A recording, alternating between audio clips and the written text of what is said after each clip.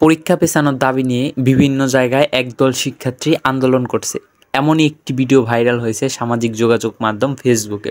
সেখানে দেখা যাচ্ছে দিনাজপুর বোর্ডের শিক্ষার্থীরা সড়ক অবরোধ করে আন্দোলন করছে। এমনই কয়েকটি ভিডিও বিভিন্ন গ্রুপে পোস্ট করা হয়েছে। তো অনেক শিক্ষার্থী কিন্তু এটাকে সত্যি মনে করছে, আবার অনেক পরীক্ষার্থী এটাকে ভুয়া মনে করছে। আসলে এটার ভিত্তি কি তা এখনো জানা যায়নি। গতকাল থেকে শুরু হয়েছে এসএসসি পরীক্ষার্থীদের 5 দিন ব্যাপী আন্দোলন।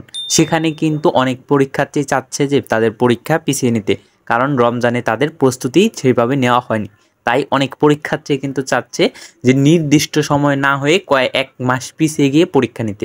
সেজন্য কিন্তু অনেক পরীক্ষার্থী আন্দোলন করছে এবং এমনই কয়েকটি ভিডিও সামাজিক যোগাযোগ মাধ্যমেও কিন্তু ভাইরাল হতে দেখা গেছে। সেখানে এসএসসি পরীক্ষার্থীরা পরীক্ষা পেছানোর দাবি নিয়ে আন্দোলন করছে। ভিডিওগুলো কি আসলে সত্য নাকি ভুয়া, এর কোনো প্রমাণ এখনো পাওয়া যায়নি। তবে ভিডিওগুলো ভুয়া বলেই আশা করা যাচ্ছে। এখানে একটি ভিডিওতে দেখা যাচ্ছে এটি 25শে মার্চের একটি আন্দোলন, যেটা বর্তমানে ভাইরাল করা হচ্ছে। তো এখন বর্তমানে এটা সবাই ফেক মনে করছে। ইতিপূর্বে বোর্ড জানিয়ে দিয়েছে যে পরীক্ষা পেছানোর কোনো সম্ভাবনাই নেই। যারা আন্দোলন করছে তারা শুধুই আন্দোলন করছে, তাদের এই আন্দোলনে কোনো যুক্তি নেই, ভিত্তি নেই। তাই তাদের আন্দোলন বন্ধের আহ্বান জানিয়েছে বোর্ড কর্তৃপক্ষ।